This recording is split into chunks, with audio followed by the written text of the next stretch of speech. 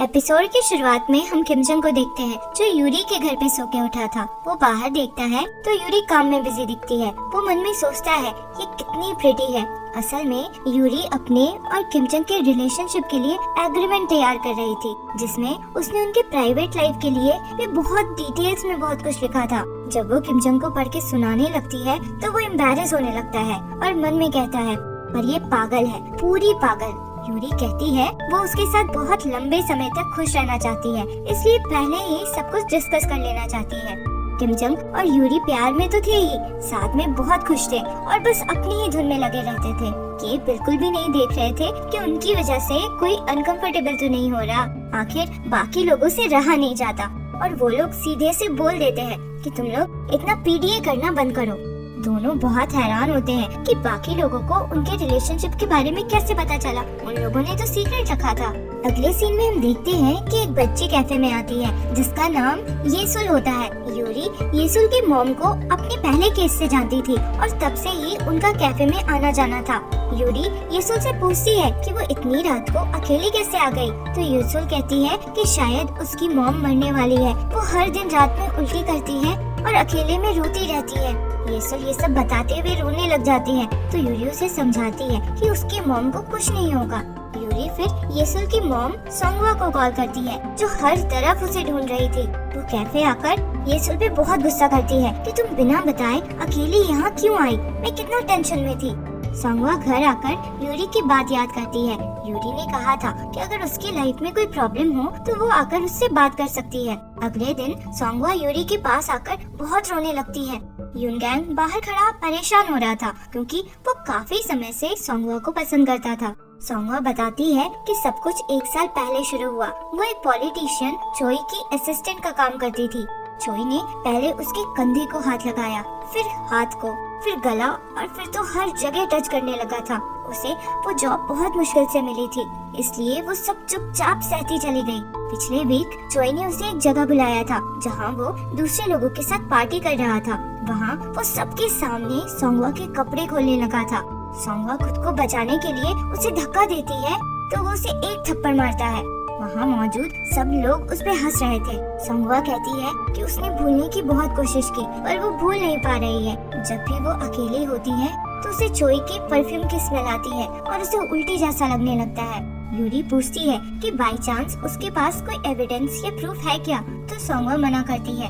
Yuri फिर पूछती है कि उस पार्टी में कौन कौन था। सोंगवा जितने लोगों के नाम बताती है हर कोई बहुत बड़ा बिजनेसमैन या पॉलिटिशियन था। उनमें से एक तो ली प्यून ही था। यूरी सोंगवा को समझाती है कि अगर वो चोई पे केस करती है तो वो इजी नहीं होगा, लोग तरह तरह की बातें करेंगे। उसे बार बार कोर्ट जाकर अपनी बात बतानी होगी। वो तुम्हें ब्लैकमेल भी करेगा और सबसे बड़ी बात येसुल सब कुछ देखेगी। यूरी फिर कहती है अगर तुम फिर भी आगे बढ़ना चाहती हो तो मैं तुम्हारी पूरी हेल्प करूंगी। अगली सुबह यूरी उठती है तो किमजंग ने उसके लिए ब्रेकफास्ट बना कर रखा था। दोनों साथ में ब्रेकफास्ट कर रहे थे। तब किमजंग यूरी से कहता है कि इस केस में बहुत बड़े बड़े लोग इन्वॉल्व हैं, तो वो ये केस ना ले। तो यूरी कहती है कि वो ये केस इसलिए भी लेगी क्योंकि उसे पता है कि और कोई नहीं लेगा। तभी यूरी को सोंगवा का कॉल आता है। वो कहती है कि चोई ने उसे मिलने बुलाया है, तो यूरी उसे जाने को कहती है और कहती है कि वो सब कुछ रिकॉर्ड करे। सोंगवा चोई से मिलने जाती है तो अपने साथ एक रिकॉर्डर भी लेकर गई थी। चोई उससे गंदी गंदी बातें करने लगता है। वो पार्टी में जो हुआ वो भी उससे कन्फेस कराना चाहती थी, पर वो बार बार अपने बैग की तरफ देख रही थी, जिससे चोई को शक हो जाता है और वो एक्सेप्ट नहीं करता। वहाँ से निकलकर सोंगवा यूरी को कॉल करके कहती है कि वो चोई को सू करना चाहती है क्योंकि वो ऐसे बिहेव कर रहा है जैसे कुछ हुआ ही ना हो। यूरी कहती है कि वो लॉसूट फाइल कर देगी। दूसरी तरफ हम चोई को देखते हैं जो अपने उन्हीं दोस्तों के साथ ड्रिंक कर रहा था और बहुत गुस्से में था क्योंकि सोंगवा ने उसे सू किया था। बाकी लोग कहते हैं कि चिंता की क्या बात है, उसके पास कोई एविडेंस थोड़ी ना होगा। तो चोई कहता है कि उसने मुझे रिकॉर्ड कर लिया है। इस पे ली प्यून कहता है कि कोई बात नहीं, मैं हैंडल कर लूंगा। नेक्स्ट हम कैफे का सीन देखते हैं। सोंगवा यूरी से मिलकर उसे पेन देती है जिसमें उसने रिकॉर्ड किया था और यूरी वो पेन अपने पर्स में रख लेती है। उसे ऐसा करते एक आदमी बड़े ध्यान से देख रहा था जो कैफे में कस्टमर बनकर बैठा था। यूरी घर जाने के लिए निकलती है तो जून वहाँ आता है और उसके साथ वॉक करने लगता है। तभी बाइक पे दो लोग आते हैं और यूरी का बैग छीनकर भागते हैं। जून पीछे दौड़ता है पर वो लोग निकल चुके थे। यूरी ने लाइसेंस प्लेट देख लिया था तो वो जून से पुलिस को कॉल करके बताने को कहती है। फिर हम कैफे का सीन देखते हैं जहाँ सियोन भी आई हुई थी। वो बताती है कि पुलिस ने उस आदमी को पकड़ लिया है पर वो मान नहीं रहा कि पर्स में कोई ऑडियो रिकॉर्डर था। तभी किम जंग परेशान सा वहाँ पहुँचता है। वो और यूरी फिर बहस कर लेते हैं। किम जंग नहीं चाहता था कि यूरी इस केस को कंटिन्यू करे क्योंकि उस रिकॉर्डिंग के अलावा और कोई एविडेंस था भी नहीं। यूरी कहती है कि वो और भी विक्टिम्स को ढूंढने की कोशिश करेगी। किम जंग यूरी को समझाने की कोशिश करता है कि अगर तुम इसी पे कंटिन्यू करोगी तो तुम्हारे और सांगवा दोनों के लिए ही अच्छा नहीं होगा। यूरी फिर भी नहीं मान रही थी तो किम जंग कहता है कि तुम इस केस पे काम मत करो, मैं करूँगा। तो यूरी कहती है क्यों, तुम मुझसे ज्यादा कैपेबल हो क्या? अगर ये बात नहीं तो जो चीज मेरे लिए डेंजरस है वो तुम्हारे लिए भी तो है। इसके बाद से किम जंग और यूरी एक साथ एक जगह पे रह ही नहीं पा रहे थे। जब भी साथ होते तो झगड़ा ही हो जाता था। अब सब लोग इनके झगड़े से परेशान हो रहे थे। दोनों फिर अच्छे से बात करते हैं। यूरी कहती है कि मुझे पता है तुम सही कह रहे हो पर ये सही है तो नहीं ना। मुझे नहीं पता तुमने लॉ क्यों पढ़ा पर मैंने तो इसी दिन के लिए पढ़ा था। तो प्लीज तुम मुझे बस सपोर्ट नहीं कर सकते क्या? किम जंग कुछ नहीं बोल पाता। अगले सीन में हम देखते हैं कि किम जंग अपने डैड से मिलने जाता है और इसी केस के बारे में बताता है कि एक पॉलिटिशियन ने अपनी सेक्रेटरी को 1 साल तक सेक्सुअली हरास किया। इस केस में जो भी विटनेस है सभी बहुत पावरफुल है। एक का तो प्रोसिक्यूटर ऑफिस में भी रिलेशन है। सारी बातें जानकर किम जंग के डैड कहते हैं कि ये केस बहुत ही मुश्किल है। इसमें जो विटनेस है सभी एक दूसरे को प्रोटेक्ट करते हैं क्योंकि उनका एक दूसरे से ही काम चलता है और उनके बीच में टेंशन लाने के लिए ये एविडेंस काफी नहीं है। दूसरी तरफ यूरी युनगैंग के साथ एक आदमी को पिक करने जाती है जो अभी अभी ही जेल से निकला था। ये आदमी बहुत टैलेंटेड चोर था जो किसी भी तरह का लॉक खोल सकता था। यूरी ने उससे पहले रिप्रेजेंट किया था इसलिए वो उसे जानती थी। असल में उस पेन जिसमें रिकॉर्डिंग था उसमें जीपीएस ट्रैकर भी लगा था जिससे पता चला था कि वो पेन लिपियन के होटल स्वीट में है। उसने जरूर किसी लॉकर में रखा होगा और इसीलिए इस आदमी को लाया गया था। यूरी फिर सबको उन 4 लोगों के बारे में बताती है जो उस दिन पार्टी में थे। उनमें से एक चोई पॉलिटिकल बैकग्राउंड से था, एक लीगल, एक मीडिया और एक तो लिपियन ही था।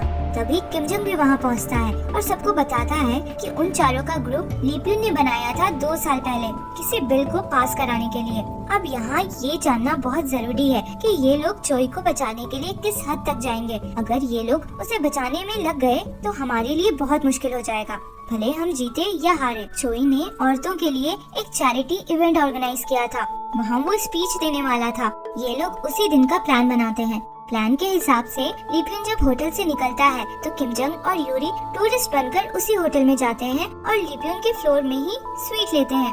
ऊपर पहुंचकर वो लोग नाटक करते हैं कि की तो रूम के अंदर ही रह गया। तो होटल स्टाफ आकर मास्टर की से डोर खोलता है और उस समय यूरी के इशारे पे वो नया आदमी की चुरा लेता है। लिपियन के रूम के आगे गार्ड्स भी थे तो किम जंग की दोनों रेंटर्स वहाँ आकर बेहोश होने का नाटक करती है और गार्ड्स को वहाँ से हटा देती है। फिर वो आदमी लॉक पिक करके पेन ले लेता है। किम जंग और यूरी इवेंट के लिए रेडी होकर होटल के बाहर थे। तभी किम जंग अचानक से यूरी के गाल पे किस कर लेता है। फिर वह सोंगवा में पहुंचती है। लिपियन उन्हें वहाँ देख लेता है और कहता है कि मैंने तुम लोगों से दोस्ती का हाथ बढ़ाया था तो इस बार जो होगा इसके लिए जिम्मेदार तुम लोग होगे। इस बार तुम लोगों ने शुरू किया है। इधर अपनी स्पीच में चोई जेंडर इक्वालिटी की बात कर रहा था। युनगैंग ने ऑडियो टीम में पार्ट टाइम जॉब ले लिया था और चोई की स्पीच खत्म होते ही रिकॉर्डिंग प्ले कर देता है। सब लोग सुनते हैं कि चोई ने कैसी उल्टी सीधी बातें एक लड़की को कही थी। लिपियन हैरान रह जाता है क्योंकि रिकॉर्डिंग तो उसके रूम में था। वहाँ मौजूद सब लोग बात करने लग जाते हैं और चोई को छुपते हुए वहाँ से निकलना पड़ता है। यूरी और बाकी लोग अपनी पहली जीत से बहुत खुश थे। उनके बाद लिपियन अपने लॉयर वैंग को बुलाता है जहाँ वो अपने पार्टनर्स के साथ आगे क्या करना है ये प्लान कर रहा था। चोई तो बहुत गुस्से में था क्योंकि हर जगह बस उसी रिकॉर्डिंग के चर्चे थे। एक पार्टनर कहता है कि वो सेक्रेटरी तो बस फालतू का नाटक कर रही है, असली विक्टिम तो चोई है, तो चोई को उसके अगेंस्ट डिफेमेशन का केस कर देना चाहिए। मीटिंग के बाद वैंग यूरी को कॉल करके जो भी बात हुई वो सब बता देता है। यूरी और बाकी लोग अपनी पहली जीत से बहुत खुश थे। और सेलिब्रेट कर रहे थे। बहुत एक्साइटेड भी थे क्योंकि रिकॉर्डिंग प्ले करने वाला इंसिडेंट वायरल होके अब स्कैंडल में बदल चुका था। नेक्स्ट सीन में हम देखते हैं कि चोई ने प्रेस कॉन्फ्रेंस रख के ये बोला है कि उसका अपनी सेक्रेटरी के साथ म्यूचुअल रिलेशनशिप था। उसने उस पे किसी भी तरह का कोई प्रेशर नहीं डाला था, बल्कि उसकी सेक्रेटरी ने ही उसे ब्लैकमेल करके पैसे मांगे थे। और चोई ने जब रिलेशनशिप खत्म करने की कोशिश की तो उसने उसे एक्सपोज कर दिया। यूरी ये सारी बातें न्यूज में देखकर बहुत गुस्सा हो रही थी। तभी उसे सोंगवा का कॉल आता है। वो लोग मिलने पहुंचते हैं तो वो बताती है कि जिस प्रोसिक्यूटर को उनकी केस का चार्ज मिला है उसका नाम बेकन है। बेकन का नाम सुनकर किमजंग का एक्सप्रेशन अजीब सा हो जाता है। तो यूरी उसे समझाती है कि कोई बात नहीं, हम मैनेज कर लेंगे। बेकन के अलावा सब लिप्यून के साइड में है, तो कोई केस लेने को रेडी नहीं था। यूरी फिर सोंगवा को बताती है कि बेकन लॉ स्कूल में उनका सीनियर हुआ करता था। बेकन के आने के पहले वो लोग उसके इन्वेस्टिगेटर के क्वेश्चंस के आंसर करने पहुंचते हैं। इन्वेस्टिगेटर बहुत डिटेल में सोंगवा से क्वेश्चंस पूछ रहा था। वो पूछता है कि जिस दिन उसे हैरेस किया गया था तो उसने किस तरह का स्कर्ट पहना था। फिर वो और भी ऐसे बहुत से क्वेश्चंस पूछने लगता है जिसके आंसर्स उन लोगों ने ऑलरेडी रिपोर्ट में मेंशन किया हुआ था, और इसलिए किमजंग और यूरी उस पर गुस्सा करने लगते हैं। उसी समय बेगन वहाँ आता है। किमजंग और यूरी दोनों ही उससे चिढ़ते थे। फ्लैशबैक सीन से पता चलता है कि लॉ स्कूल में यूरी बेगन के साथ रिलेशनशिप में थी, पर वो उससे चीट कर रहा था 2 और लड़कियों के साथ, और इसी वजह से किमजंग और उसकी पूरी वाली फाइट भी हुई थी। बेकन कहता है कहीं तुम लोग अब भी पहले की तरह नाटक तो नहीं कर रहे हो। असल में जब बेकन ने यूरी को चीट किया था तो उसे जेलस फील कराने के लिए यूरी किमजंग के साथ रिलेशनशिप में होने का नाटक करने लगी थी। बेकन अब भी यूरी से थोड़ा फ्लर्ट जैसा कर रहा था, जिससे किमजंग चिढ़ रहा था।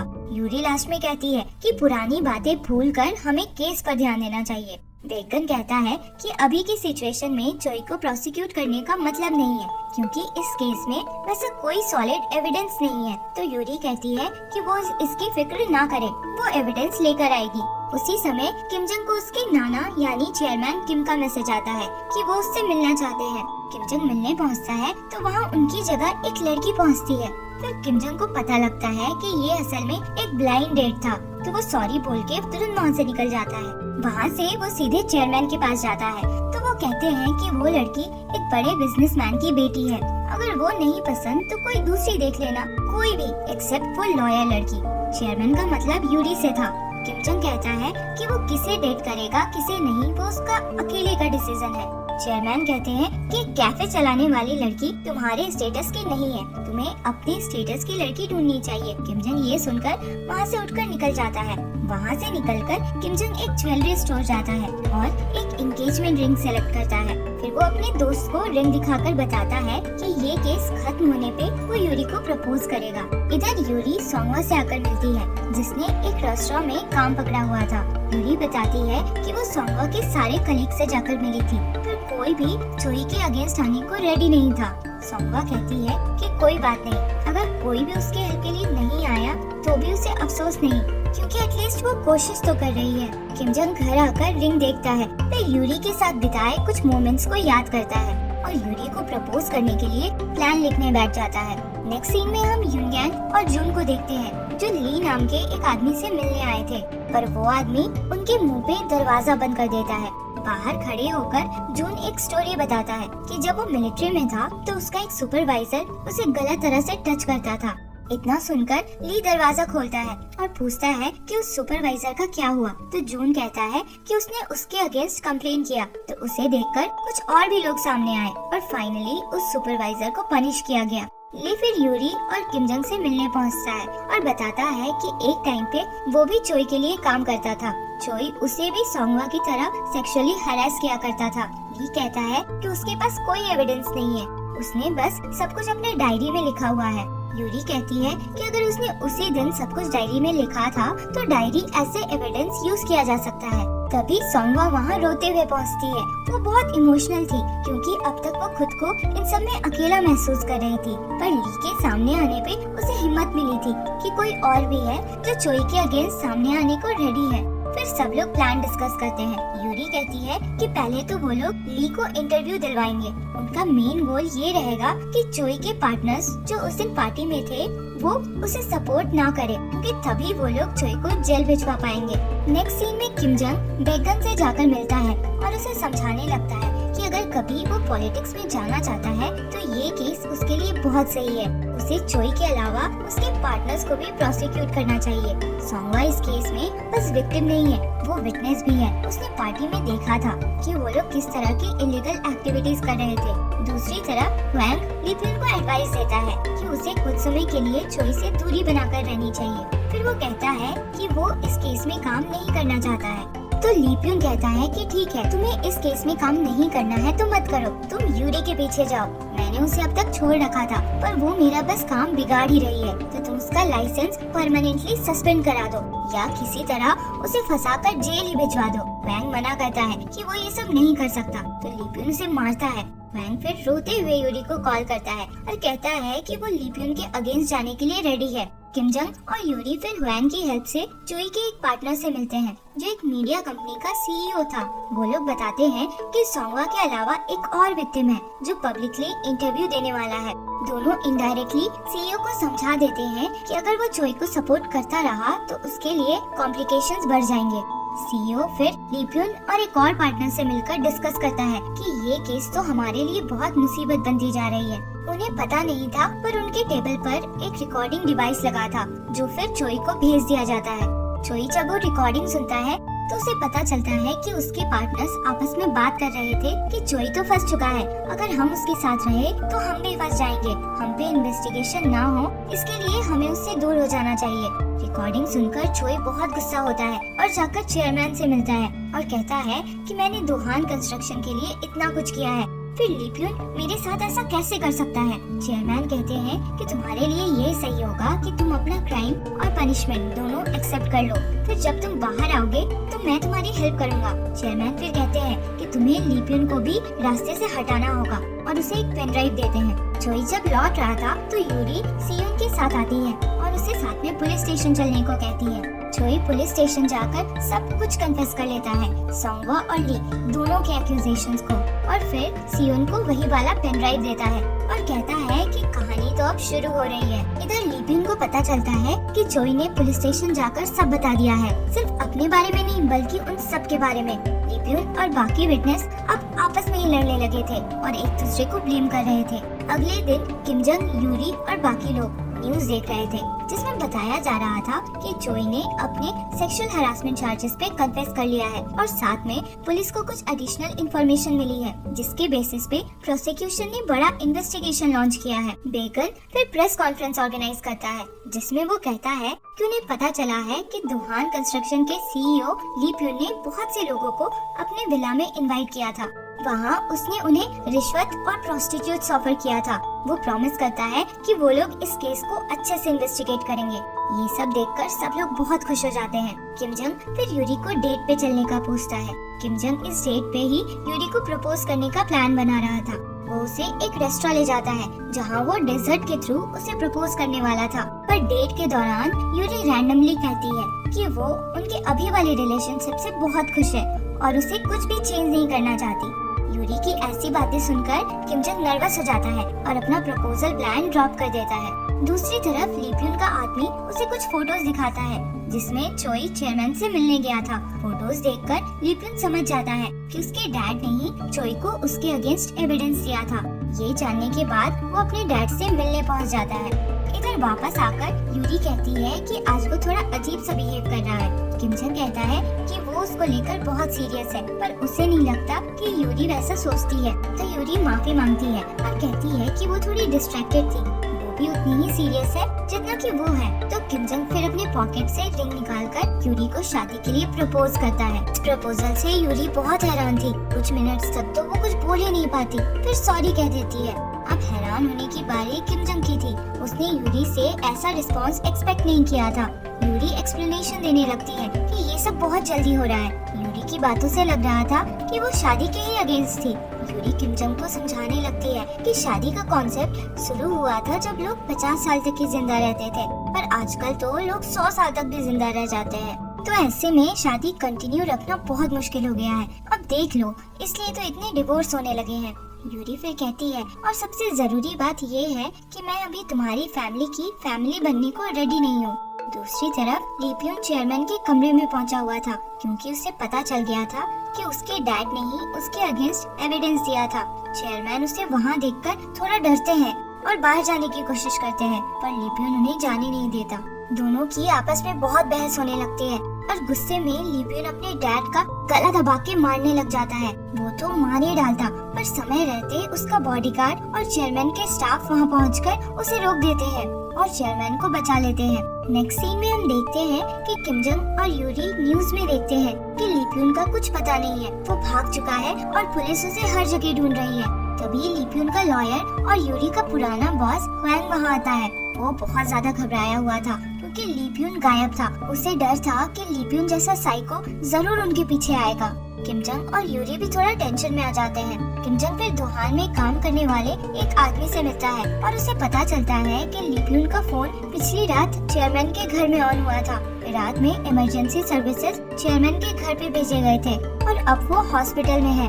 चेयरमैन लीप्यून से मिलने वाले आखिरी इंसान थे, पर वो स्टेटमेंट देने से मना कर रहे थे। दूसरी तरफ हॉस्पिटल में चेयरमैन किम जंग के डैड पे बहुत चिल्ला रहे थे और चीजें फेंक कर मार रहे थे, ये बोलकर कि सिचुएशन ऐसा आउट ऑफ कंट्रोल तुम्हारी वजह से हुआ। तभी किम जंग भी वहाँ पहुँचता है और उसे देखकर चेयरमैन थोड़ा शांत होते हैं। चेयरमैन फिर बताते हैं कि लीप्यून किसी बोट से देश छोड़ने का प्लान बना रहा था। नेक्स्ट सीन में हम देखते हैं कि किम जंग एक क्रिमिनल बनने का नाटक करके अपने दोस्त के साथ उस आदमी से मिलता है जिसने लीप्यून को भागने में हेल्प किया था। इस आदमी से उन्हें पता चलता है कि लीप्यून अभी कोरिया में ही है। उसके लोगों ने उसके लिए बोट रेडी करके रखा था, पर लास्ट मोमेंट में उसने जाने से मना कर दिया था। वहाँ से निकलकर किम जंग अपने दोस्त से कहता है कि लीप्यून को हर जगह ढूंढे, उसके सारे वेकेशन होम्स में, दोहान कंस्ट्रक्शन के सारे बिल्डिंग्स में, हर जगह। दूसरी तरफ लीप्यून अपने किसी दोस्त के बंगलों में रिलैक्स कर रहा था। वो अपने आदमी से कहता है, मैंने जो काम करने को कहा था वो तुमने किया। इस पे वो आदमी यूरी की मॉम की फोटो दिखाकर उनकी डिटेल्स बताता है और बताता है कि यूरी के डैड के डेथ के बाद उन्होंने दूसरी शादी कर ली थी। इधर कैफे में सियोन अपने बेबी और सामान के साथ पहुंची हुई थी और रो रही थी। यूरी पूछती है कि क्या हुआ, तो वो कहती है कि वो अपने हस्बैंड जिंगी को डिवोर्स देना चाहती है। यूरी ये सुनकर बहुत हैरान होती है क्योंकि सियोन और जिंगी स्कूल के टाइम से एक दूसरे को प्यार करते थे और उनका बहुत लविंग रिलेशनशिप था। सियोन फिर बताना शुरू करती है। फ्लैशबैक सीन में हम देखते हैं कि कुछ समय पहले जब सियोन की मदर इन लॉ आई हुई थी तो वो उसे बहुत सुनाती है, ये बोलकर कि सियोन ने उसके बेटे के पर काटकर उसे घर पे बिठा रखा है और सारे काम करवाती है। उनके जाने के बाद सियोन अपने हस्बैंड जिंगी से कहती है कि वो कुछ समय के लिए छुट्टी ले लेगी ताकि ज्यादा हेल्प कर सके। जिंगी कहता है कि शादी के समय ही तुमने बोला था कि किसी भी सिचुएशन में तुम काम नहीं छोड़ोगी, तो अब ऐसा क्यों बोल रही हो? पर जिंगी बहुत फ्रस्ट्रेटेड लग रहा था। सियोन कहती है, मैंने कहा था ना तुमसे कि मुझसे शादी मत करो वरना पछताओगे। अब पछता रहे हो ना। जिंगी कुछ नहीं बोलता। सियोन फिर से पूछती है, पर फिर भी वो चुप ही रहता है। तो सियोन समझ जाती है कि वो सच में पछता रहा है। सियोन यूरी से कहती है, जब वो पछता ही रहा है तो शादी में रहने का कोई मतलब नहीं है। सियोन फिर खुद को भी ब्लेम करने लगती है कि उसे कुछ समय के लिए जॉब छोड़ देना चाहिए था। यूरी उसे समझाती है कि तुम लोग बहुत थक गए हो, इसलिए थोड़ा झगड़ा हो रहा है। किम जंग के आने पे यूरी उसे भी सब कुछ बताती है। अगले दिन सियोन के काम के जाने के बाद यूरी उसकी बेबी को संभाल रही थी, पर वो बहुत रो रही थी। तभी वहाँ किम जंग की मॉम आ जाती है और बेबी को तुरंत चुप करा देती है। किम जंग की मॉम एक्चुअली अपने हस्बैंड से डिवोर्स लेना चाहती थी और यूरी से पूछती है कि उसने कोई डिवोर्स केसेस लिया है क्या। नेक्स्ट सीन में हम देखते हैं कि यूरी और किम जंग की मॉम साथ में ड्रिंक कर रहे थे। दोनों ही बहुत ज्यादा ड्रंक हो चुके थे। बात निकलता है कि आजकल यंग लोग शादी नहीं करना चाहते, तो यूरी किम जंग की मॉम से कहने लगती है, आप जैसों की वजह से ही तो लोगों का शादी से भरोसा उठ जाता है। पहले तो प्यार करते हो, फिर थोड़ा मुश्किल हुआ नहीं कि सीधे डिवोर्स। किम जंग की मॉम भी नशे में थी ही, गुस्से में आकर यूरी के बाल नोचने लग जाती है। उसी समय किम जंग और सियोन वहाँ पहुँच जाते हैं और यूरी को बचाते हैं। यूरी फिर सियोन से भी कहने लगती है, तुम भी वैसे ही हो, तुम्हारा और जिंकी का इतना स्पेशल रिलेशनशिप है पर झगड़ा कर रहे हो। सियोन यूरी को मारने लग जाती है, तब किम जंग यूरी को बचाता है। अगले दिन यूरी किम जंग की मॉम से माफी मांगने लगती है, तो वो बोलती है कि मुझे तो कुछ भी याद नहीं है, तुम्हें याद है क्या। इधर किम जंग पॉलिटिशियन चोई से मिलने आता है और लीप्यून के बारे में पूछता है कि वो कहाँ मिल सकता है, तो चोई उसे किसी के बारे में बताता है। जिससे लिपियन क्लोज था। चोई ने यूसिन ग्रुप के सबसे छोटे बेटे के बारे में बताया था, जो 23 साल का ही था और कुछ समय पहले यूएस से कोरिया वापस आया था। उसे आना पड़ा था क्योंकि वहाँ वो ड्रग्स के चक्कर में पड़ गया था। किम जंग फिर उस लड़के से मिलता है और उसे ब्लैकमेल करके लिपियन का पता पूछ लेता है। पर जब किम जंग पुलिस के साथ उस एड्रेस पे पहुंचता है तो लिपियन वहाँ से भाग चुका था। नेक्स्ट सीन में हम देखते हैं कि यूरी जब अपने ऑफिस में थी तो उसे उसकी मॉम के नंबर से कॉल आता है, पर उसकी मॉम की जगह सामने से लिपियन बात कर रहा था। लिपियन कहता है, मैं तो चुपचाप से छुप के रह रहा था, पर तुम्हारा बॉयफ्रेंड मेरा पीछा ही नहीं छोड़ रहा है। लिपियन फिर अपनी मॉम के बारे में बताने लगता है कि पहले मेरी मॉम एक एक्ट्रेस हुआ करती थी, फेमस तो नहीं थी, बस छोटे मोटे रोल्स करती थी। किसी तरह मेरे डैड को वो पसंद आ गई और तब से उसकी लाइफ बर्बाद होने लगी। वो प्रेग्नेंट हो गई, पर मेरे डैड ये एक्सेप्ट करने को रेडी ही नहीं थे कि मैं उनका बेटा था। तब मेरी मॉम अपने छोटे से बेटे को लेकर बर्फीली ठंडी में मेरे डैड की वाइफ से मिलने चली गई और धमकी दिया कि अंदर नहीं घुसाया तो अपनी और मेरी जान ले लेगी। यूरी कहती है, तुम मुझे ये सब क्यों बता रहे हो? तो लिपियन कहता है कि हम जल्द ही मिलेंगे और फोन रख देता है। यूरी फिर किम जंग के साथ सियोन के पास जाती है। सियोन उस कॉल का लोकेशन ट्रैक करती है तो वो वही एरिया था जहाँ यूरी की मॉम रहती थी। वो लोग फिर सीसीटीवी चेक करते हैं तो देखते हैं कि यूरी की मॉम को एक वैन से किडनैप कर लिया गया था।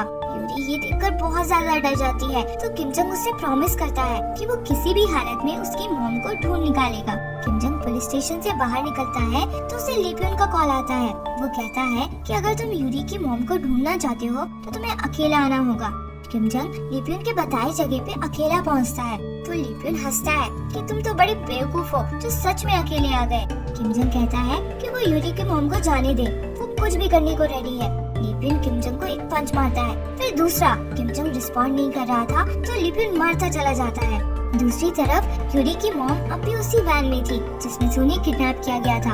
उन्हें थोड़ा होश आता है तो वो याद करती हैं कि कुछ दिनों पहले किम जंग से जब वो मिली थी तो उसने उन्हें एक जीपीएस ट्रैकर दिया था और कहा था कि इमरजेंसी में वो इसे ऑन कर ले ताकि उनकी लोकेशन का पता चल पाए। वो अपने पॉकेट से निकालकर ट्रैकर को ऑन कर लेती है, पर तभी वैन वाला आदमी उन्हें देख लेता है और उनके हाथ से ट्रैकर छीनने लग जाता है। फिर यूरी को किम जंग के दोस्त का कॉल आता है। वो बताता है कि किम जंग का कुछ अता पता नहीं है और वो ट्रैकर ऑन हो चुका है। सियोन और वो कुछ पुलिस वालों के साथ उसी लोकेशन पे जा रहे थे। यूरी भी उस लोकेशन पे पहुंचती है तो सियोन बताती है कि ट्रैकर तो मिल गया पर उसकी मॉम का पता नहीं है। इधर लिपियन किम जंग को अब भी मारे जा रहा था। मार मार के वो थक के रेस्टरूम गया तो उसका बॉडीगार्ड किम जंग से कहता है कि तुम यहाँ बिना प्लान के कैसे आ गए? तो किम जंग कहता है कि तुमसे ही बात करने। दोनों के बात से पता चलता है कि लिपियन ने इसकी बेटी की सर्जरी करवाई थी जब ये जेल में था और इसलिए ये उसके लिए इतना लॉयल था। किम जंग उसे समझाता है कि अगर तुम जेल चले जाओगे तो तुम्हारी बेटी को कौन ध्यान रखेगा और उससे कभी तुम मिल भी नहीं पाओगे, और ये सब तुम क्यों कर रहे हो लिपियन जैसे घटिया इंसान को बचाने के लिए।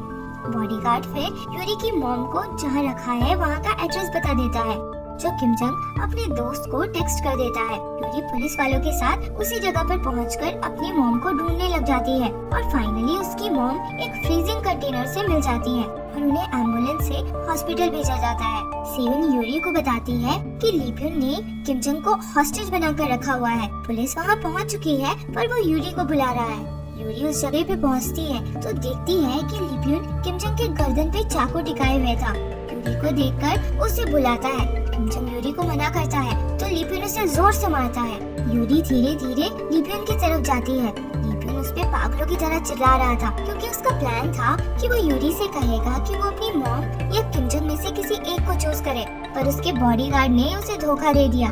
लिपियन यूरी से कहता है कि वो उसकी अटॉर्नी बनकर उसे प्रोटेक्ट करे तो यूरी मान जाती है और बस किम जंग को छोड़ने को कहती है, पर लिपियन उस पर भरोसा नहीं करता। तभी किम जंग को थोड़ा होश आता है और वो लिपियन के हाथ से चाकू छीनने लग जाता है। इस दौरान लिपियन किम जंग के पेट में चाकू आधा घुसा ही देता है और फिर अपनी जान लेने की कोशिश करता है, पर किम जंग उसे रोक लेता है और फिर खुद के घाव से बेहोश हो जाता है। वो हॉस्पिटल ले जाया जाता है जहाँ उसकी सर्जरी होती है। डॉक्टर सबको बताते हैं कि फॉर्चुनेटली उसके कोई वाइटल ऑर्गन्स डैमेज नहीं हुए थे और सर्जरी सक्सेसफुल है। कुछ दिनों में ही वो रिकवर कर जाएगा। नेक्स्ट सीन में हम देखते हैं कि किम जंग को होश आता है तो वो देखता है कि यूरी उसके बेड के पास बैठी हुई सो गई थी। किम जंग उसके सिर पे प्यार से हाथ फेर रहा था, तभी जून वहाँ आ जाता है। किम जंग को जगह देखकर वो एक्साइटेड हो जाता है तो किम जंग उसे इशारे से चुप रहने को बोलता है। उसके बाद पार्क और युनगैंग भी वहाँ आ जाते हैं किम जंग का हालचाल देखने। कुछ समय बाद यूरी जब जागती है तो किम जंग को वहाँ ना देखकर थोड़ा परेशान हो जाती है और इधर उधर ढूंढने लगती है। किम जंग हॉस्पिटल के टेरेस पे अकेला खड़ा था। यूरी दौड़ के जाके उसे हक कर लेती है। किम जंग कहता है, मैंने सुना था कि तुम रात भर से सोई नहीं हो, तो तुम ठीक तो हो ना? यूरी फिर उसे डांटती है ये कहकर कि तुम्हें क्या लगा था तुम सब कुछ खुद करोगे तो मैं खुश हो जाऊंगी।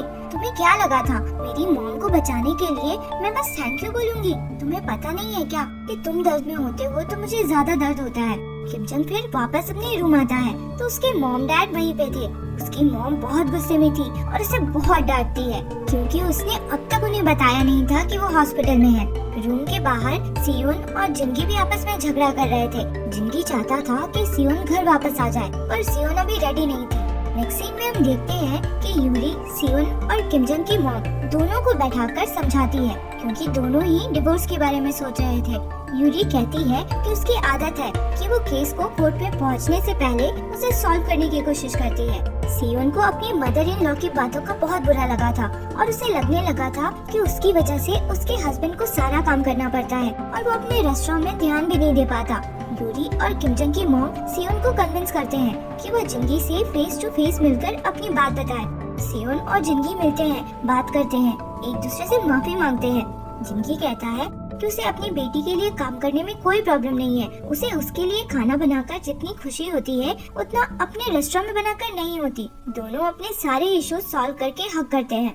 अब किम जंग की मॉम की शिकायत थी कि उनका हस्बैंड यानी किम जंग के डैड उनसे बात ही नहीं करते। वो उनसे कोई सीरियस बात करने की कोशिश करती है तो अवॉइड करते हैं। तो इसके लिए यूरी को एक प्लान सोचता है। प्लान के हिसाब से सियोन दोनों के हाथ में हथकड़ी लगाकर उन्हें आपस में बांध देती है। किम जंग के डैड कहते हैं कि ये क्या बचपना है, हमारे बच्चे अब पूरे बड़े हो चुके हैं, इस एज में कम बात करना नॉर्मल होता है। किम जंग की मॉम गुस्से में थी और कहती है कि देखो तुमने हमारी फैमिली का क्या हाल कर दिया है। मेरे डैड और भाई मॉन्स्टर्स बन गए और किम जंग की ऐसी हालत हो गई। किम जंग के डैड कहते हैं कि मैंने तुम्हें और किम जंग को प्रोटेक्ट करने के लिए ही तुम लोगों से सब कुछ छुपाया था। किम जंग की मॉम वहाँ से जाने की कोशिश करती है पर हथकड़ी की वजह से जा नहीं पाती।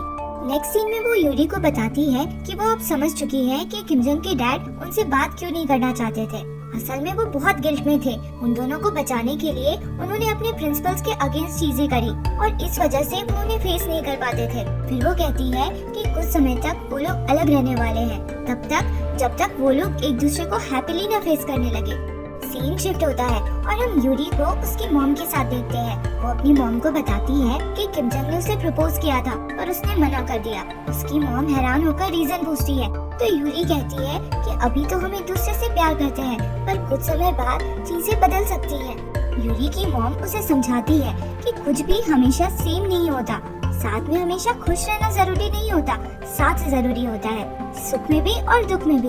ये सुनकर यूरी को कुछ रियलाइज होता है और वो किम जंग से मिलने निकल जाती है और रास्ते से ही उसे कॉल कर कर कहती है कि अब वो समझ चुकी है कि समय के साथ उनका रिलेशन भी चेंज होगा, पर अब वो उसके साथ उन सारे चेंजेस को एक्सपीरियंस करना चाहती है। यूरी दौड़ती हुई किम जंग के पास पहुंचती है और कहती है कि वो सब कुछ उसके साथ एक्सपीरियंस करना चाहती है। जब वो उससे कुछ झूठ बोले तो वो दुखी होना चाहती है, जब डिफरेंट ओपिनियंस रहे तो झगड़ा करना चाहती है, इमोशनल होना चाहती है, खुश भी होना चाहती है, सब कुछ करना चाहती है और इसलिए उससे शादी करना चाहती है। किम जंग हाँ कहता है और फिर दोनों किस करते हैं। अगले दिन सो के उठने पे किम जंग नोटिस करता है कि यूरी नींद में खर्राटे ले रही थी तो वो बस उसे देखकर स्माइल करता है। फिर ब्रश करने के टाइम वो देखता है कि यूरी बड़े अजीब तरह से ब्रश कर रही थी और जोर जोर से गार्गल कर रही थी, पर फिर भी वो उससे प्यार से स्माइल करता है। नेक्स्ट सीन में हम देखते हैं कि किम जंग अपने कुछ प्रोसिक्यूटर दोस्तों से मिलता है जो उससे कहते हैं कि उसने तो अपने डैड की वजह से रिजाइन किया था क्योंकि वो चीफ प्रोसिक्यूटर थे, तो अब तो उसके डैड प्रोसिक्यूटर नहीं है तो उसे फिर से प्रोसिक्यूटर बन जाना चाहिए। तो किम जंग कुछ आंसर नहीं करता, पर वहाँ से लौटकर किम जंग कैफे में ही अपना एक छोटा सा ऑफिस खोल लेता है और अब यूरी के साथ साथ वो भी लोगों को लीगल एडवाइस देना शुरू कर देता है। अगले सीन में हम देखते हैं कि किम जंग अपने डैड से मिलने पहुंचता है और सारी पुरानी बातें भूलकर आगे बढ़ने की बात कहता है। अगले दिन उसकी शादी थी जिसमें उसके डैड अटेंड नहीं करना चाह रहे थे ताकि किसी को अनकंफर्टेबल ना फील हो।